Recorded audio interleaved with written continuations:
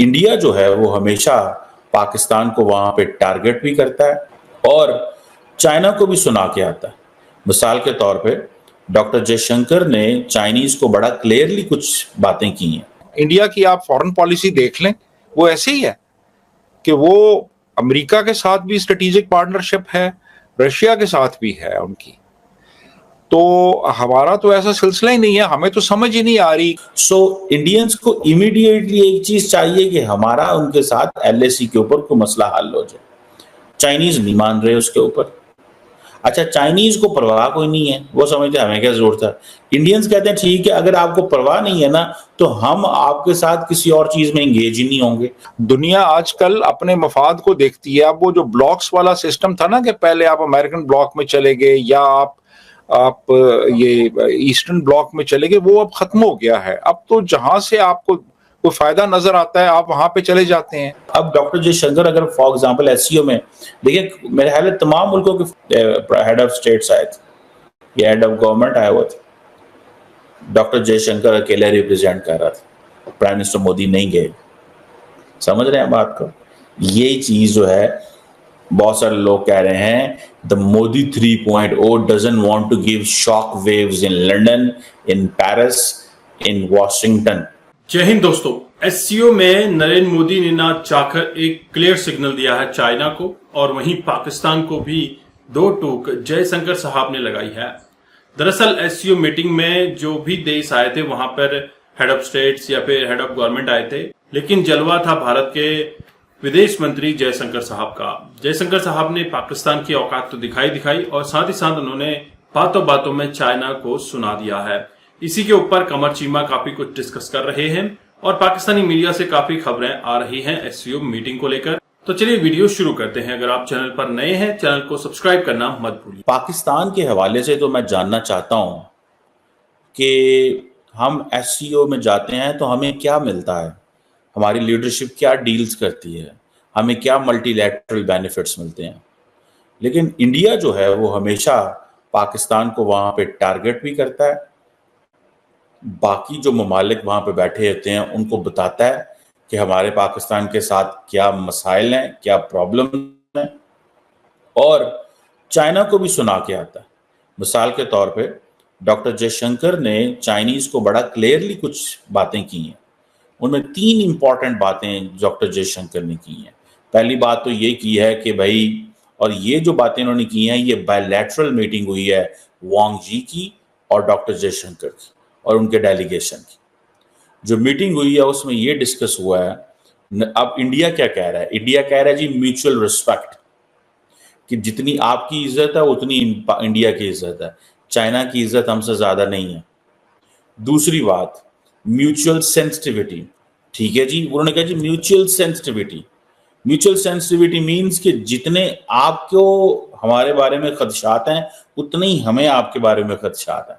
सो लिहाजा इस चीज में आपने नहीं जाना कि आप जो है वो जिसे कहेंगे ना कि आप कुछ ज्यादा ही वो है। सो ये म्यूचुअल सेंसिटिविटी जो है वो बड़ी इंपॉर्टेंट है एक चीज। सो पहली चीज, इंडिया ने चाइना को कहा है कि रिस्पेक्ट आपकी और हमारी बराबर है। सेंसिटिविटी मीन्स कि जो आपके खदशात हैं उतनी हमारे खदशात हैं। मतलब ये कि जितने आपको हमसे मसले हैं उतनी हमें आपसे मसले हैं। सो हम और आप नॉर्मल नहीं है। सेंसिटिविटी का यही मतलब होता है कि हमारी भी इज्जत करें और अपनी भी इज्जत करें। एंड देन म्यूचुअल इंटरेस्ट की बात की डॉक्टर जयशंकर ने कि भाई हमारे जो म्यूचुअल इंटरेस्ट है उस पर बात होनी चाहिए। ना तो चाइनीज म्यूचुअल इंटरेस्ट रखते हैं इंडिया के साथ और ना इंडिया म्यूचुअल इंटरेस्ट रखता है, लेकिन ये सिर्फ डिप्लोमेटिक लैंग्वेज है। और म्यूचुअल इंटरेस्ट इंडिया और चाइना का सिर्फ एक ही है कि भाई ट्रेड करो और स्टेटस को मेंटेन करो। This is what Indians are saying to China. But when Chinese are saying to the mutual interest जो है वो ये कह रहे हैं कि keep Americans away from the region. वो इस लेंस में बात कर रहे हैं। इंडियंस तो नहीं करते ना, इंडियंस तो चाहते हैं अमेरिकन आए। ठीक है ना जी, इंडियंस तो चाहते हैं कि अमेरिकन की प्रेजेंस बढ़े, हमें उससे फायदा होगा। बहरहाल ये एक पॉइंट है। अब जिसे वो कहते हैं ना, अब हो क्या रहा है, इंडिया और चाइना का मसला ये है कि ना तो बॉर्डर पे को मसला हो रहा है, ना डिप्लोमेटिक चैनल्स पे बातें कुछ मिल रहा है, सोल्यूशन मिल रहा है, और ना ही मिलिट्री चैनल्स कामयाब हो रहे हैं। और ना ही LAC जो है उसके ऊपर कोई कामयाबी हो रही है। सो इंडियंस को इमीडिएटली एक चीज चाहिए कि हमारा उनके साथ LAC के ऊपर कोई मसला हल हो जाए। चाइनीज नहीं मान रहे उसके ऊपर। अच्छा, चाइनीज को परवाह कोई नहीं है, वो समझते हमें क्या जरूरत है। इंडियंस कहते हैं ठीक है, अगर आपको परवाह नहीं है ना तो हम आपके साथ किसी और चीज में एंगेज ही नहीं होंगे। मिसाल के तौर पे रिसेंटली जब चाइनीज ने कहा जी कि ठीक है जी एयरलाइंस डायरेक्ट चलें इंडिया और चाइना में, उन्होंने कहा नहीं चलेंगे। अच्छा, पाकिस्तान के बारे में अक्सर बात की जाती है कि पाकिस्तान के हालात बड़े खराब हैं, ये खित्ते में किसी मुल्क के साथ मसले नहीं है, मामला ठीक नहीं है, ये कहा जाता है और ये बात सही भी है। इंडिया और पाकिस्तान की डायरेक्ट फ्लाइट नहीं है मिसाल के तौर पे। अगर इंडिया और पाकिस्तान की फ्लाइट नहीं है तो जाहिर बात है इंडियंस भी पाकिस्तान नहीं आ सकते और पाकिस्तान इंडिया की डायरेक्ट फ्लाइट पे जा सकते। इसी तरह चाइनीज और इंडियंस का भी ये मसला है। चाइनीज और इंडियंस का भी ये मसला है कि इंडियंस चाइना डायरेक्ट नहीं जा सकते, चाइनीज इंडिया नहीं आ सकते और अपनी फ्लाइट्स को नहीं ले पा रहे। कार्गो फ्लाइट्स आ रही हैं। दोनों मुल्कों ने एक चीज खूबसूरत की है कि बिजनेस को डिस्टर्ब नहीं किया। पाकिस्तान के समहाउ ये मसला पैदा हो गया कि हमने बिजनेस को जो है ना बहुत बड़ा डिस्टर्ब किया, जिसकी वजह से हमारे लिए मसले बनने शुरू हो गए। Otherwise things would have been very very open.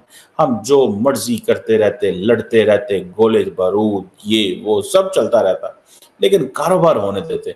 हमने जो उस वक्त ये कारोबार की जो बंद करने की बातें की, इसका हमें बहुत ही नुकसान हुआ, बहुत ही नुकसान हुआ।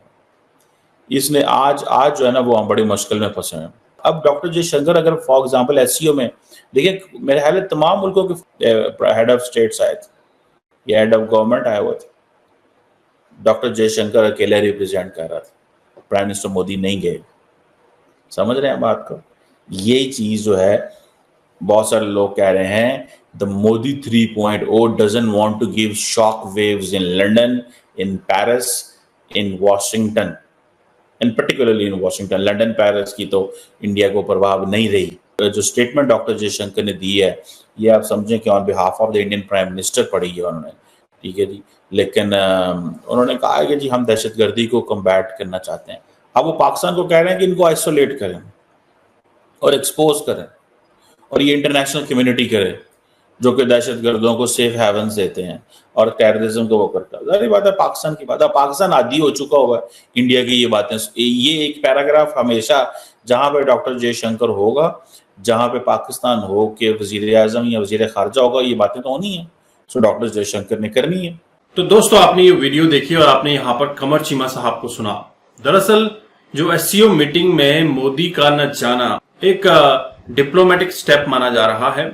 नरेंद्र मोदी रशिया जाएंगे 8 जुलाई को और इसके बाद ऑस्ट्रिया का भी ट्रिप करेंगे। 8 से 10 का इनका ये ट्रिप है और इस ट्रिप पे सबकी नजरें रहने वाली हैं कि रशिया के साथ किस तरह की डील्स और होती हैं आगे को, क्या रक्षा डील्स और की जाएंगी।